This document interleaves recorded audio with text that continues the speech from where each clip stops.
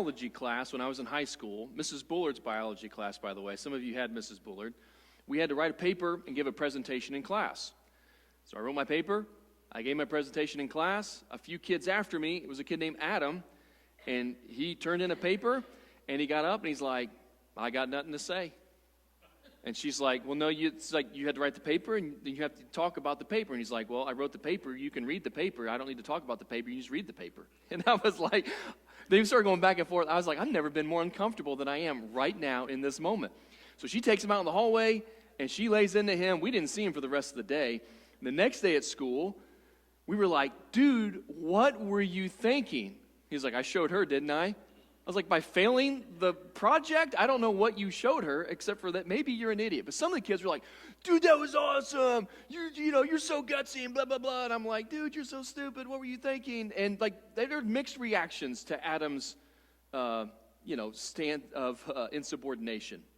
But there have been so many times where I've said that. What were you thinking? Sometimes you're watching sports and there's a call, football, or maybe you're watching back. Like, why did they do that? Why did they make that call? Why did they run that play? What were they thinking? It's easy for me to say as a non-professional athlete sitting on my couch eating Cheetos watching a game.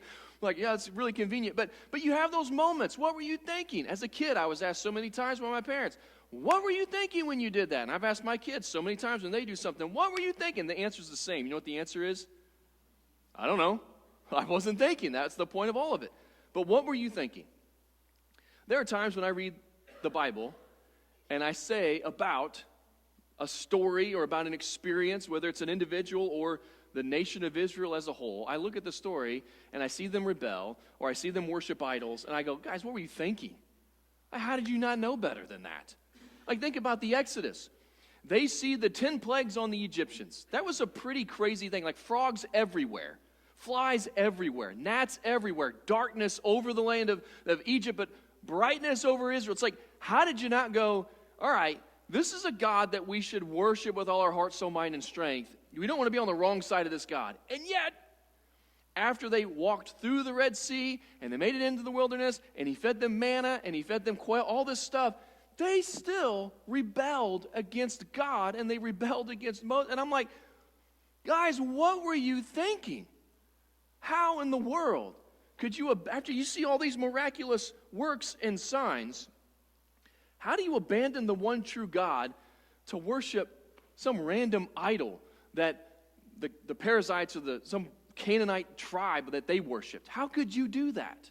And here's the reality we got to understand. It's easy for us to see idol worship in another nation or in another person, and it's very difficult for us to see it in our own lives. And just as I look at the Israelites and their insubordination against God, or I look at my friend Adam, and I think of his insubordination, like, what were you thinking? That could be said maybe just as many times about me. And idol worship becomes dangerous in our culture because in the Old Testament they had little figurines that they worshiped, or even in Corinth, as Paul's writing this letter, they had little statues, and they had temples that they would go to and they would worship. But for us, it's a little bit less clear what idols we worship, and it's less clear the way that we worship these idols. But you need to understand, it is no less dangerous for us today as it was for them back then, and there are consequences in our lives today, just as there were consequences for the people of Israel back then. So we're going to be in 1 Corinthians chapter 10, verses 1 through 22. So if you got a Bible, I want to encourage you to turn there. So you make notes and highlights and do different things. But what Paul's going to do is he begins this section of Scripture as he's going to go back to, hey, remember this is what Israel went through. And they still abandoned God and worshiped idols. You have also been really blessed by God. You've seen God move in your life, and you do the same thing they did. You turn your back on God, and you worship idols. And he warns against surrendering your heart to another. Here's how he begins the section. I don't want you to be ignorant of the fact, brothers and sisters, that our ancestors were all under the cloud, and that they all passed through the sea, that is the Red Sea, at the Exodus event. They were all baptized into Moses in the cloud and in the sea. So in the Old Testament, you think of that word baptize, it means to immerse. They were immersed as they walked through the Red Sea, and you had the walls of water on either side. They were literally baptized into it. They went through a religious experience with water that identified them in terms of fellowship and connected them to a leader. So you and I, today, we are baptized in the death, burial, and resurrection of Jesus. It's a religious experience involving water that connects us to a leader, that is King Jesus. So they all went through this experience together, just as we go through different experiences together. And he says they all ate the same spiritual food and drank the same spiritual drink, for they drank from the spiritual rock that accompanied them, and that rock was Christ. But nevertheless, God was not pleased with most of them. Their bodies were scattered in the wilderness. So God provided when they were in the desert. They had manna, they were given quail, they drank water from a rock. God provided for them. But just as they ate and drank together collectively, you and I eat and drink together collectively each and every week when we eat from the bread in remembrance of Christ's broken body, and we drink from the cup in remembrance of Christ's shed blood. So we also have the same experience. So they all went through the same experience. But, nevertheless, God was not pleased with most of them. How many? All but 2. We don't know how many Israelites came out of Egypt. There was over 1 million. 2 guys got to go into the promised land from that generation of adults, Caleb and Joshua. Moses died on top of a mountain. Not even he got to go into the promised land. And his point is, listen, you can go to church, you can take communion, you can lose a wrestling match to your minister, he can dunk you under the water. That's how I used to boost baptisms, by the way. I'd go to the city park and just baptize people in the name of, I had 50 baptisms today. Great job, Doug. You can get dunked in water. Someone can say a prayer over you. Doesn't mean you surrendered your life over to Jesus. Doesn't mean you're really a follower of his. So they went through all of this, and of the 1 million+ Israelites that came out of Egypt, 2 went into the promised land. That's a pretty low percentage of people that God was pleased with. Well, why wasn't he pleased with them? And what warning is given to us? Well, Paul starts to unpack that. He says, these things occurred as examples to keep us from setting our hearts on evil things as they did. Do not be idolaters, as some of them were. As it is written, the people sat down to eat and drink and got up to indulge in revelry. We should not commit sexual immorality, as some of them did. That was a problem in Corinth, sexual morality. I would argue it's a problem in America as well, as some of them did. And in one day, 23,000 of them died. You remember the golden calf incident in the book of Exodus? Moses is on the mountain. He's getting the 10 Commandments. Joshua is halfway up the mountain. I don't know if he's like standing watch or checking on things, or like if Moses needs me, I want to be close. Aaron is down with everybody else, and he's like the cool uncle. He's just going to let them do all kinds of fun stuff.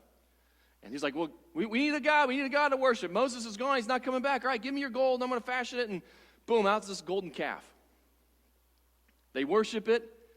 There's promiscuity that's associated with the worship. That's what he's referencing there. And he's like, and they started to die. The Levites came, they destroyed them, and God sent destruction upon them because they traded the worship of Creator God for a created thing. So this is an example for us. Do you see what they did? And you go, what in the world were they thinking?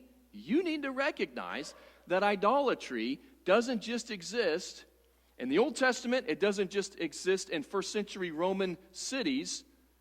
It exists in America in 2024. Now, idolatry and the worship of idols and the idea of worship.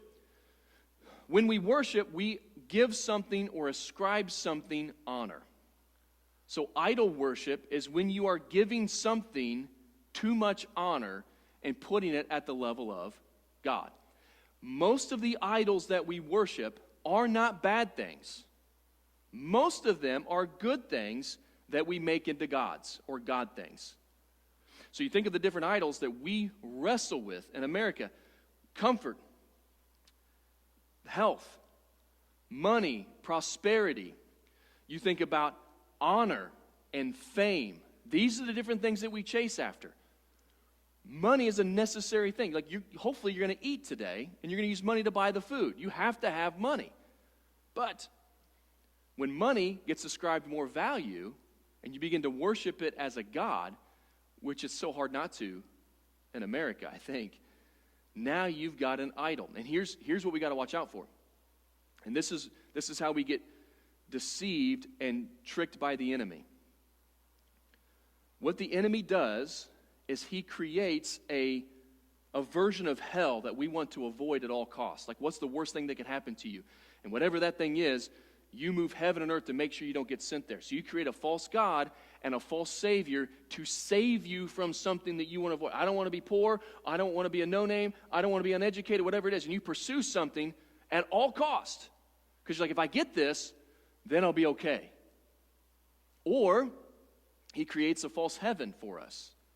If I could just get this, then I'll be okay. Then I'll be happy. Then I'll be content. And so we have a false god. We have an idol that operates as our savior to give us the thing that we deep down desire more than anything. This is why the health, wealth, prosperity gospel is idolatry. Because what it is, it's like, well, this is the thing I want more than anything. You're telling me if I do this for God, I'm going to get this because this is what I want. Well, this becomes your God. If you want to use God to get something you really want, that thing is your God.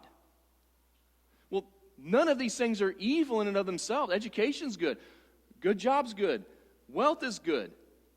But whenever those things replace God and get moved up the ladder, and your love and devotion for these things becomes greater than your love and devotion for God, now you have an idol that you worship.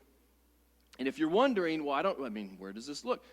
Think about, what's the worst thing that could happen to me? What is the thing I'll try to avoid at all costs? What's the best thing that could happen to me? Like if I said, hey, you just won $10 million. What would your reaction be? Now, I got news for you. I'd jump pretty daggum high if someone said, we're in somebody's will, you got $10 million. Am I more excited about hypothetically winning $10 million than I am to have forgiveness of sins and God's grace and unconditional love? Did I jump out of the water of baptism like I would jump if I got $10 million? You think that's a stupid example. It's trivial, kind of, but it maybe speaks to the heart of where your allegiances lie and what is really most important to you. It's almost like we treat Jesus as like an insurance policy.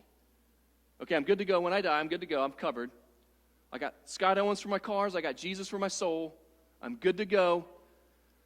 And it's like, well, is Jesus the most important thing to you, or is he not? Are there things that compete with your allegiance to him? And so when you start to look at your life and what do I worry the most about? What do I pray the most about? What causes me the most stress and the most anxiety? What you might find as you start looking at all of that are little idols that you've created, the thing that becomes more important to you than even your relationship with God. And Paul goes on to say, we should not test Christ as some of them did. They were killed by snakes. And do not grumble as some of them did, and they were killed by the destroying angel. Remember in Numbers, they were complaining about Moses and complaining about God, and venomous snakes got sent throughout their camp. They started getting bit, and they started to die. I've shared before dozens of times how much I hate snakes. I read that story in the Bible. It gives me nightmares. The Indiana Jones movie where he falls into that car with snakes all around. I'm going to throw up just thinking about it. So it's like, guys, could you knock off the idol worship? Now we got poisonous snakes all around us. But he put there was a bronze snake that was put in the middle of camp to teach them, don't worry about what's around you. If you can see the snake, you're going to be healed, even if you're bit 50 times. But it's like, you rebel against God, you put idols in charge of your life, and what happens as a result is there are consequences for sinful behavior. So they all had the same experience, just as we have the same experience, but there are different results seen because of the heart and devotion either given to God or given to a false god and an idol. And he says over and over again, this was written for an example for us. When you see someone make a mistake, learn from their mistake. Don't have to go make it yourself. He says it again. These things happen to them as examples and were written down as warnings for us, on whom the culmination of ages have come. So if you think you are standing firm, be careful that you do not fall. Just this week, I read 2 separate stories about very prominent pastors in the American church. Both of these guys, I respect their Bible teaching. I don't agree with everything that they say, but I don't agree with everything everybody says. That doesn't mean I'm right and they're wrong. It just means that, I don't just go, oh yeah, everything that guy says is perfect. But I've got their books. I've listened to their sermons before. They're solid dudes. One of them, it's come out, and I think he was caught and then confessed it. He's had a, several year-long affair with some lady. He's preaching at a church as well as running a seminary. It was someone connected to the seminary. And I thought, you of all people? Dude, what were you thinking? You've thrown away your ministry at the college. You've thrown away your ministry at your church. You're throwing away your marriage.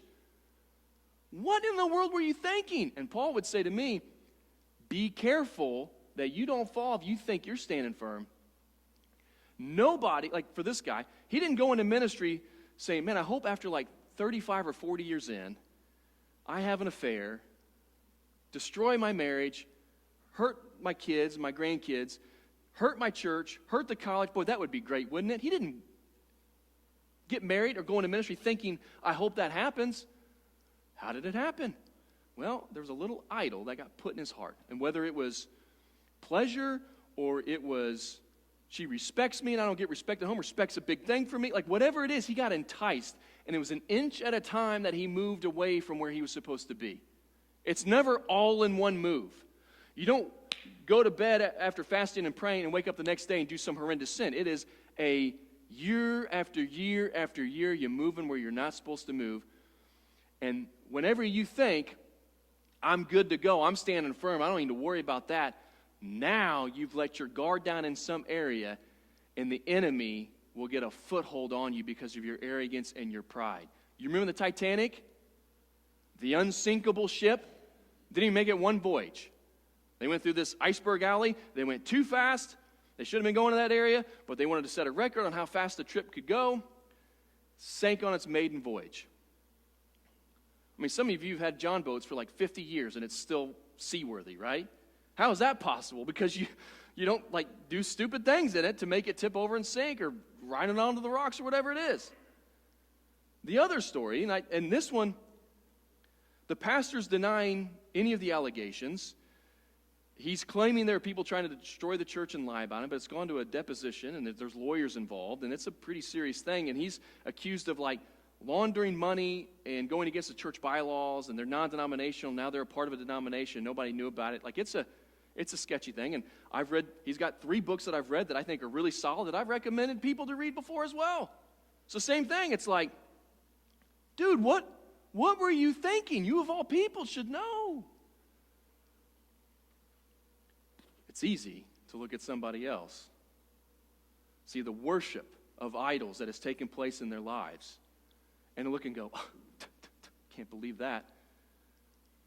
And though I think there needs to be accountability, I think we need to love each other well and keep people on one another on straight and narrow. That was 1 Corinthians 5. Judge the believer, not the heathen. So we hold each other accountable. But if I'm going to hold anybody accountable, it first starts with me. Because, like, I get emotional thinking about it. I've known too many of the guys I went to college with and too many pastors on a national level that have to get up in front of a church and say, I've sinned, I'm disqualified, and I'm getting a divorce, like all this stuff. I'm like, oh, Lord, help that not be me.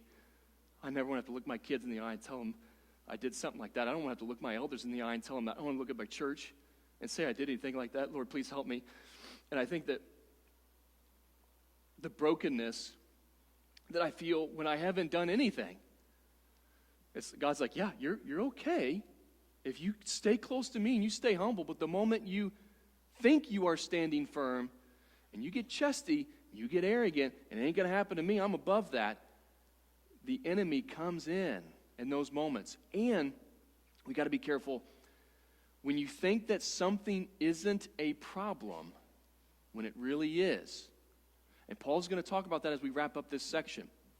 Sometimes with our freedom in Christ, we involve ourselves in behaviors that are not in line with Orthodox Christianity, and you don't know the poison that you're bringing into your body and what it's going to do and how it's going to affect you, okay?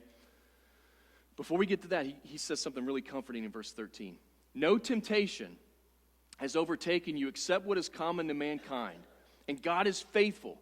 He will not let you be tempted beyond what you can bear. But when you are tempted, he will also provide a way out so that you can endure it. So what you go through by way of temptation isn't unique to you. You're not the only one going through it. It's common to man. Literally millions, if not billions of people have experienced the temptation that you experience, and the temptation to worship different idols that you experience. That's not new to you. It's common. It's ordinary. And when those temptations come, God is faithful to you. And he's got the devil on a leash. You won't be tempted beyond what you can bear. He doesn't allow the enemy to attack you in such a way it's like you got no way of beating this temptation. It'd be like you're going to fight Mike Tyson, and they sedated him, and they gave him gloves that he can't even lift up. It's like you are poised to win the match because God makes sure that you're protected.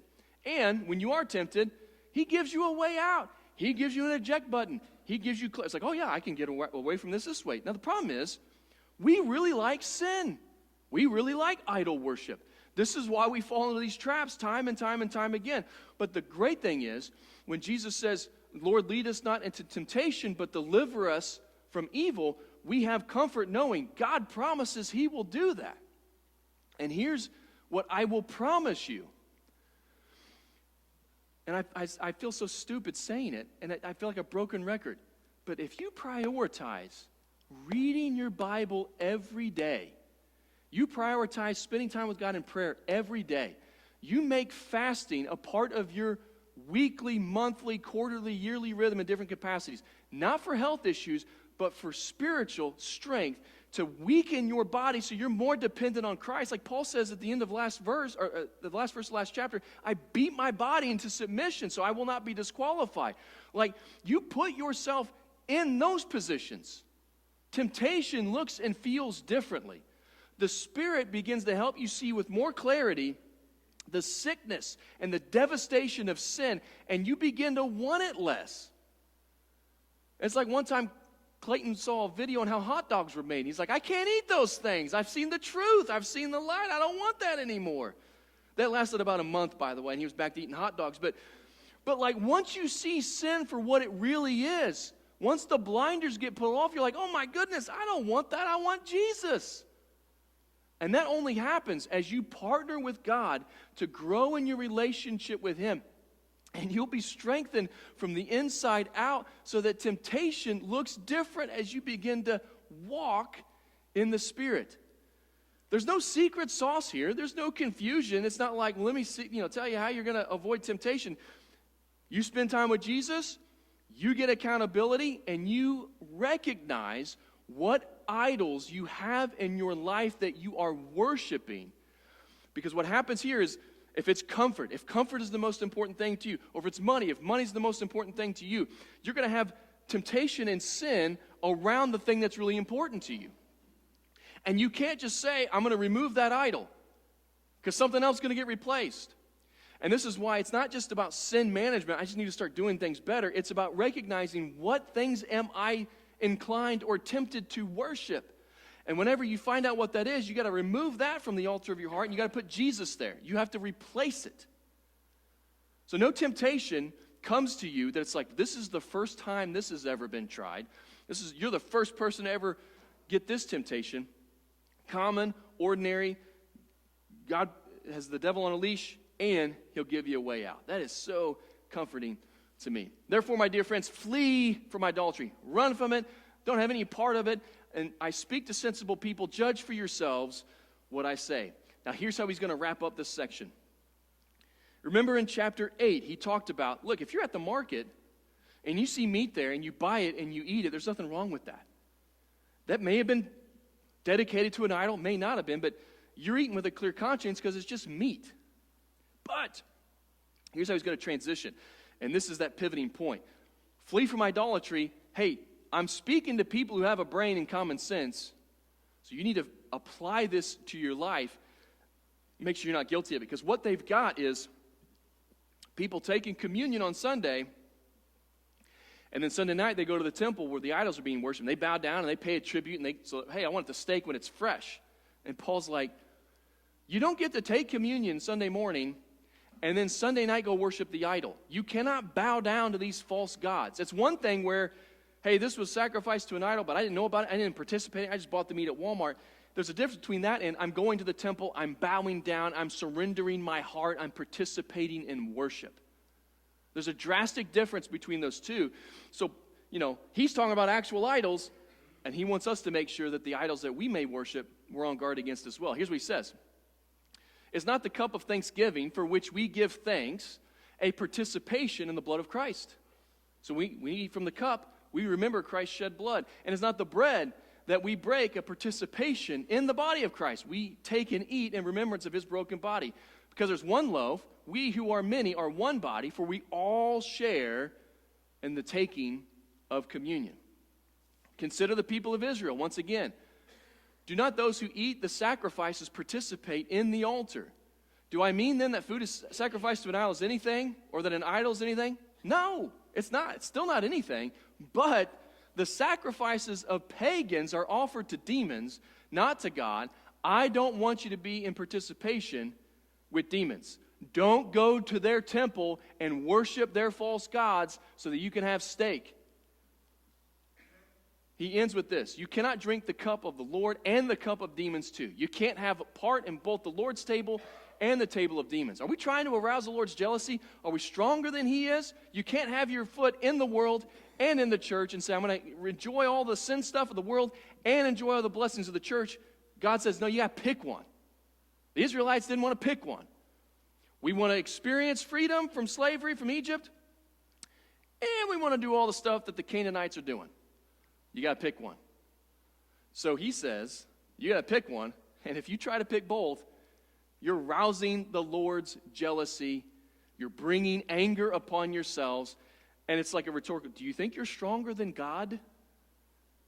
No. The devil did. That's why there was a rebellion. But do you think that you can play both sides of this? Do you think you can continue in life worshiping God and worshiping idols that are either above or equal to your devotion to God, and you think God's just going to let you continue with this? Day after day, week after week, month after month, year after year, you're arousing his jealousy and his anger. And here's the problem with the Israelites, is that there were seasons where, because God is so slow to anger, they were living their life, they're worshiping false gods, they're worshiping idols, and nothing was happening to them. They're like, I guess we're cool, we can just keep doing this. And they misjudged God's slowness to anger and his compassion in that situation for, I guess God doesn't care. I guess we can do what we want. In the same way, we as Christians, I would even argue, we as a nation, keep moving further and further away from God, thinking, well, things are good, things are hunky-dory. I guess this isn't a big deal if we keep shifting away from God in terms of our government, in terms of how we raise our kids. Like, we're just shifting away from God, but it must not be a big deal. You don't know, like, God is slow to anger.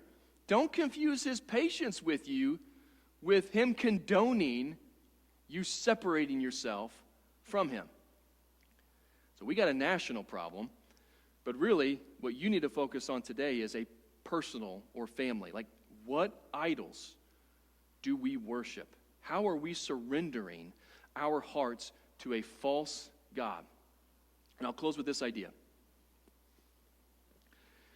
Christianity is the one religion, and I don't like calling it a religion because it's a relationship with God the Father through the blood of Jesus, but it's the one religion in which God has done everything for you. All you have to do is accept the free gift of grace. Every other false religion is you doing things to somehow earn God's favor or somehow get what you want. Even when we have idols in our lives, it is about what we can do to attain what we want. In Christianity, we are given salvation by faith through grace. We are given God's unconditional love without doing anything. And the people who we could look at, famous celebrities and the musicians, the actors, the athletes, all of it, they have all kinds of money. I'm not saying they all worship the God of comfort, the God of money, the God of pleasure, but a lot of them clearly do. And they are so empty. And they're hurting.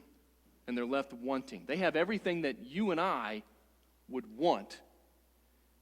And they still feel, in fact, they feel more hopeless than the average day American Christian living in the Midwest does, because they've attained their heaven and they still feel empty. None of these things that I mentioned are bad or evil. They're all to be enjoyed and gifts from God. But don't allow the gifts that God has given you to become your gods. Because if you do, enough time will go by, enough distance and separation between you and God, and you'll find yourself in a place in life that you do not want to be, and it's going to be really difficult to come back from. Evaluate your life. Figure out what idols you have. Throw those off the mantle. Replace it with King Jesus.